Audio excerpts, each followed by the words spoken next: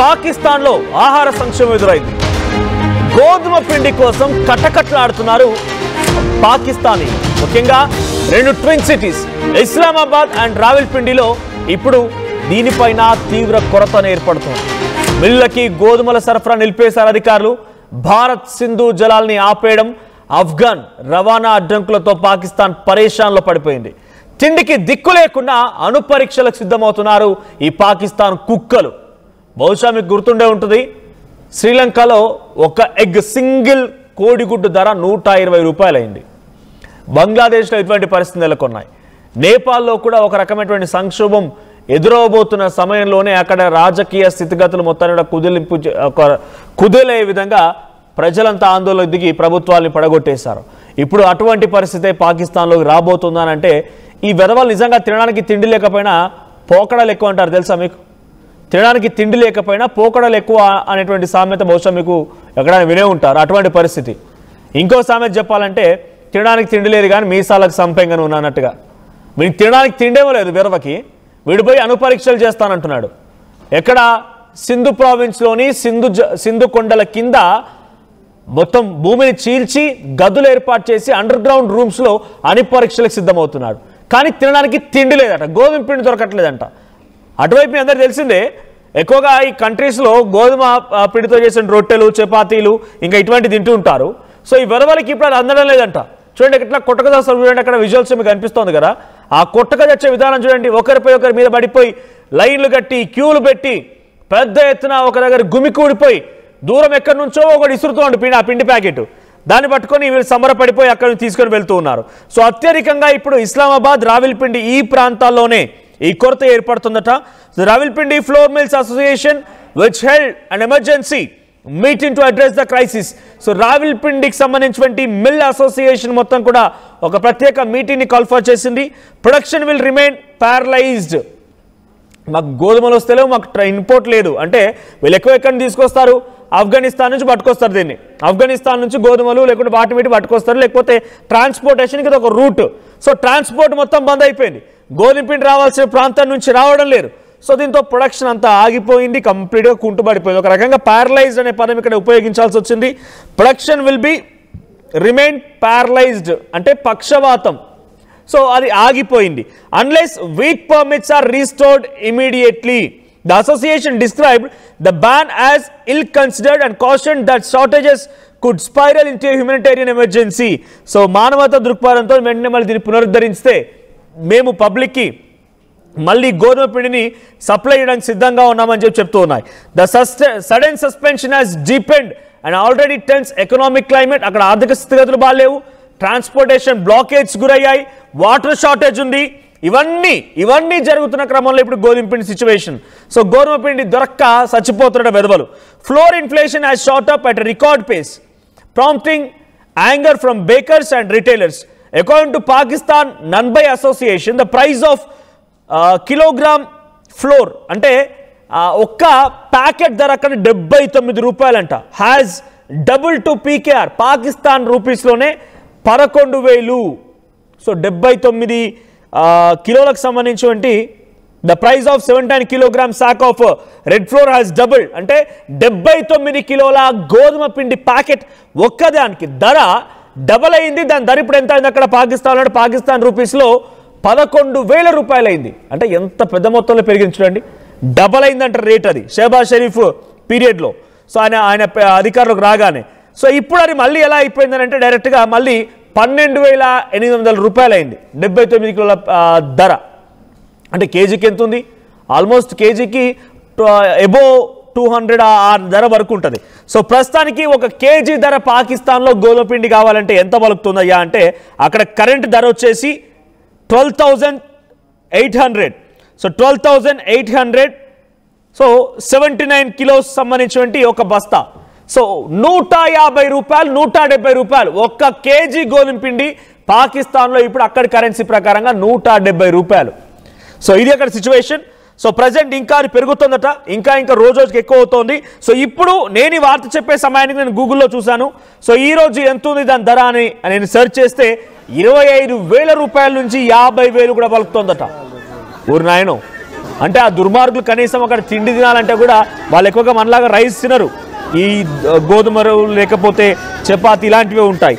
So యావరేజ్గా అక్కడ 25,000 నుంచి 50,000 పలుకుతుందట. మనం యావరేజ్గా 35,000 వేసుకున్నా కూడా 79 కిలోల బస్తాకు 35,000 అంటే కేజీ గోధుమ పిండి అక్కడి కరెన్సీ ప్రకారంగా 500 రూపాయలు అయింది. నాతో పాటు నా కొలీగ్ సచిన్ జాయిన్ అవుతున్నారు.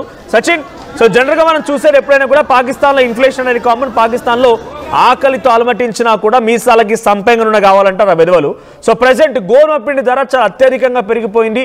సో నేను గూగుల్ చేసి ఈరోజు present current rate of floor అని అడిగినప్పుడు 25,000 నుంచి 50,000 అంటున్నారు. యావరేజ్గా 35,000 అనుకున్నా కూడా ఒక కేజీ పిండికి 75 కిలోల బస్తాకి 35,000 అంటే కేజీకి సుమారుగా 500 వరకు పడుతోంది. సో ఏంటి ప్రజెంట్ ఇంతటి స్థాయిలో రావడం గల కారణం ఏమై ఉంటుంది? అటు ఆఫ్ఘనిస్తాన్ నుంచి ట్రాన్స్పోర్టేషన్ ఫెసిలిటీస్ లేవు, పాకిస్తాన్లో సంక్షోభమే కారణమా? రైట్, పాకిస్తాన్ కి ఆహార సంక్షోభం అనేది కొత్త కాదని చెప్పుకోవాలి ఇక్కడ మనం. కానీ ఇప్పుడున్న తాజా పరిస్థితికి సంబంధించి మాట్లాడుకునే క్రమంలో అనేక రకాలైన అంశాలు ఇక్కడ ప్రభావితం చేస్తున్నాయి. ముందుగా అక్కడ వాళ్ళకి ఇబ్బందికరంగా మారింది ఏంటంటే, ఏదైతే వాళ్ళు హార్డ్ కోర్ గా పాకిస్తాన్ కి ఒక హార్ట్ గా మాట్లాడుకుంటూ ఉంటారో పంజాబ్, అయితే ఆ పంజాబ్ ప్రభుత్వం నిషేధం విధించింది.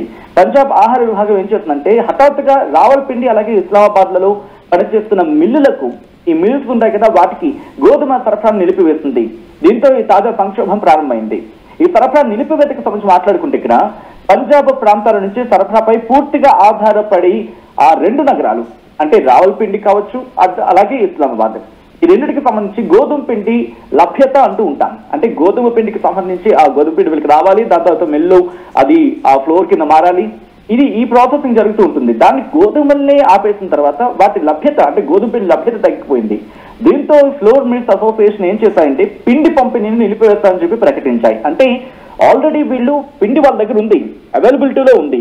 సాధారణంగా మనం మాట్లాడుకుంటూ ఉంటాం, ఏ ఆర్గనైజేషన్ అయినా ఏ బిజినెస్ అయినా కాస్త బఫర్ బుకింగ్ లేకపోతే బఫర్ స్టాక్ పెట్టుకుంటూ ఉంటారు వాళ్ళ వ్యాపారానికి సంబంధించి.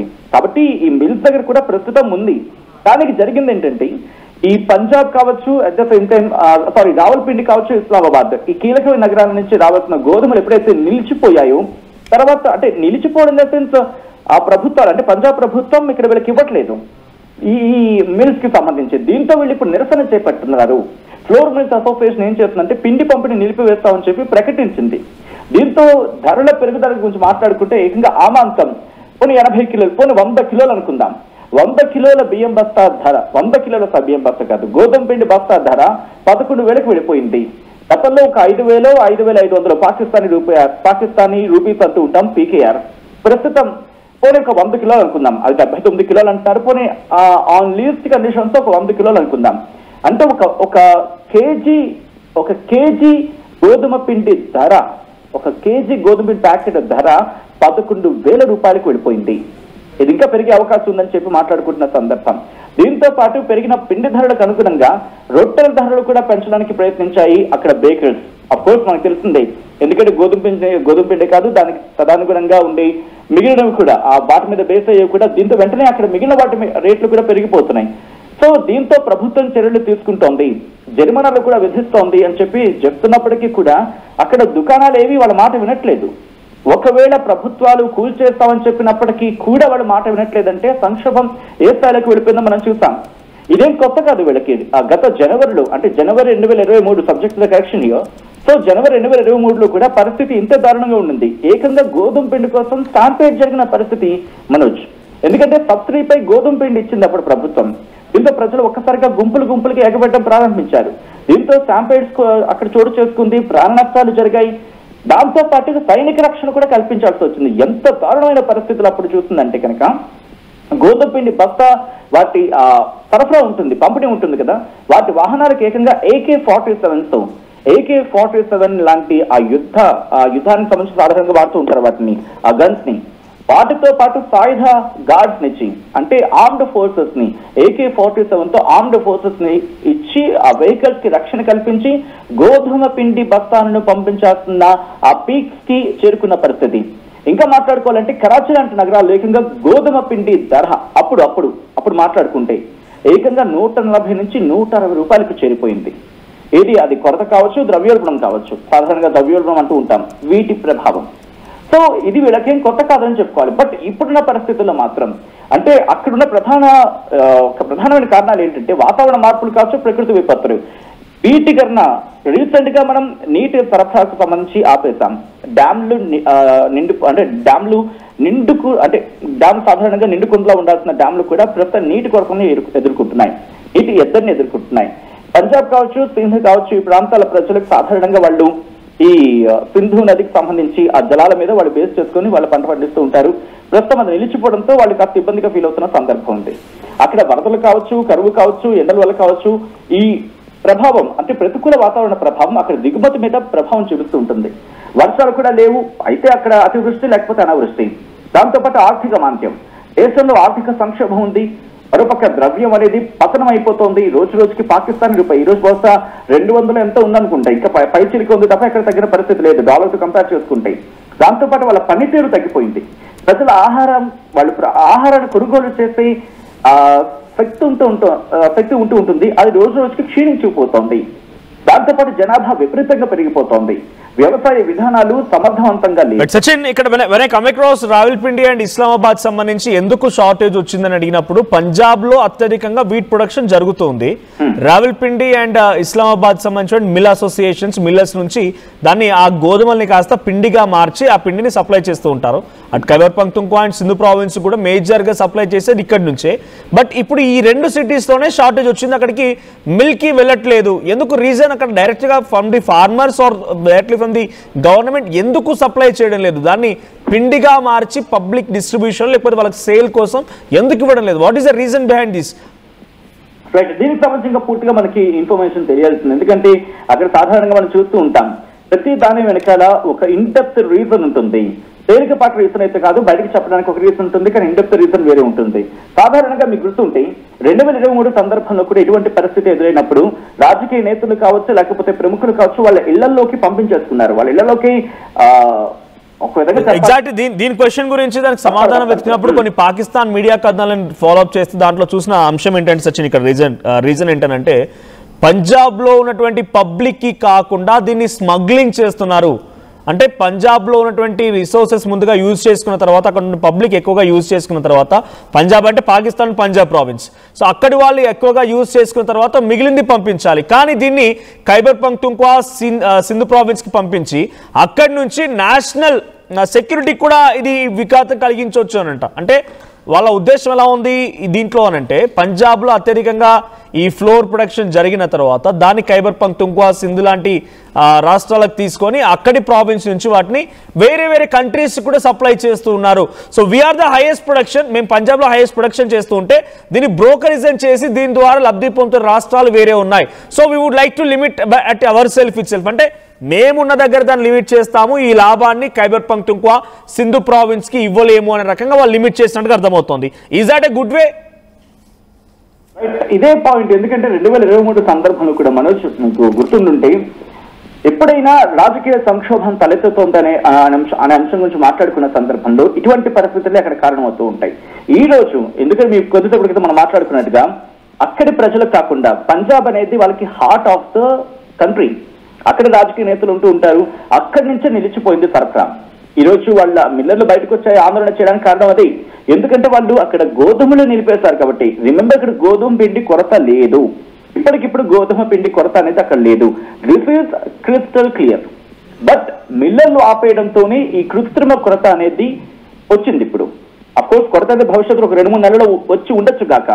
కానీ ఎప్పుడైతే ఇక్కడ పంజాబ్ కి సంబంధించి, ఎందుకంటే పంజాబ్ లోనే కీలకమైన నేతలు ఈ ప్రభుత్వం, పాకిస్తాన్ ప్రభుత్వానికి సంబంధించి కూడా ఉంటూ ఉంటారు.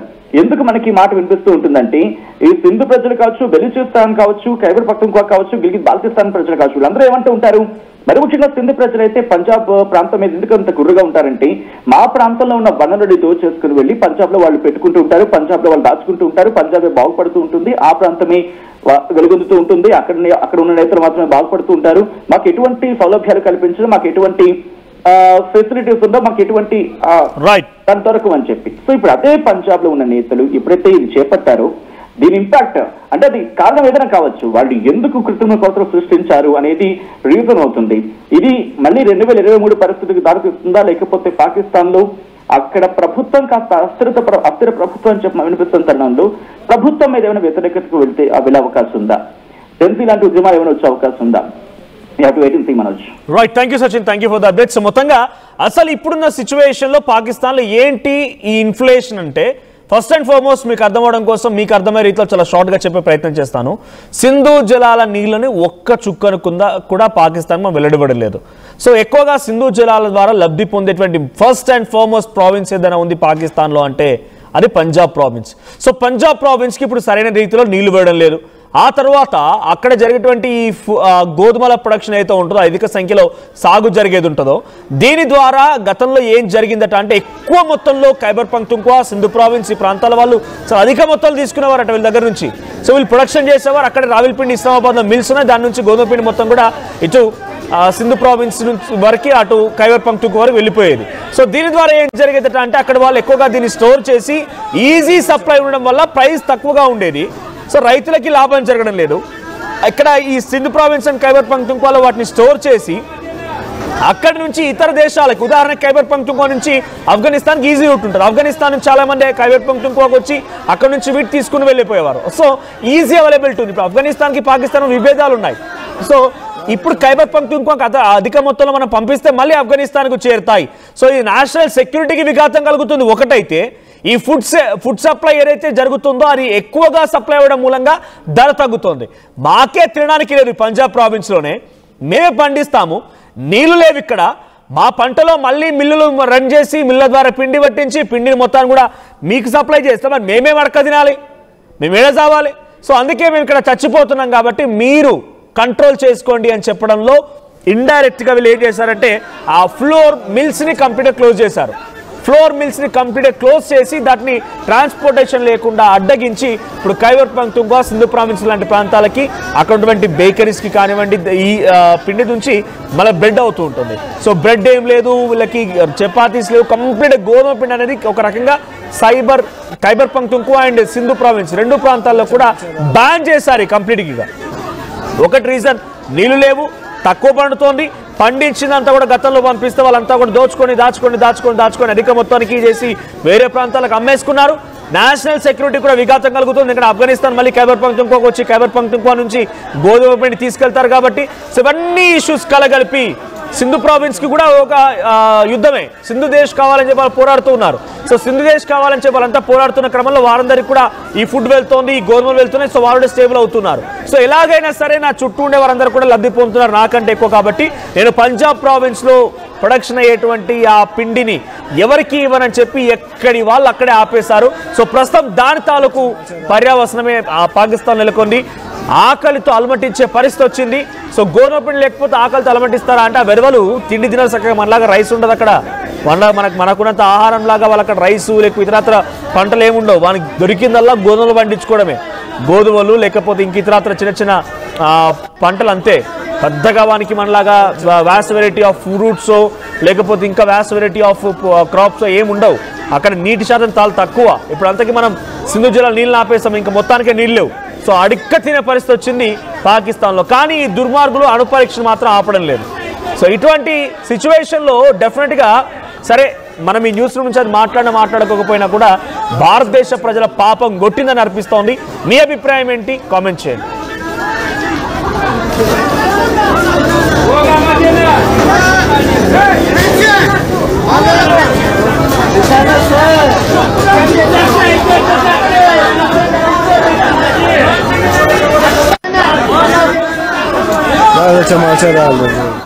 ఇల్లైనా ఫ్యాక్టరీ అయినా క్లినిక్ అయినా రూఫ్ ఉంటే safe. Truzon solar system install చేయండి. బిల్ తో పాటు పీపీ తగ్గించండి. నువ్వు సూపర్ స్టార్ అయ్యా. Truzon solar power, super power. చరిత్ర సృష్టించినోడు ఇప్పుడు ఆ చరిత్రని తిరగరాయబోతున్నాడు. అబద్ధాల గోడల్ని బద్దలు కొట్టి నిజాలను రాగా మీ ముందుంచబోతున్నాడు. నిజమైన వార్తల కోసం వెంటనే డౌన్లోడ్ చేసుకోండి రా యాప్ని.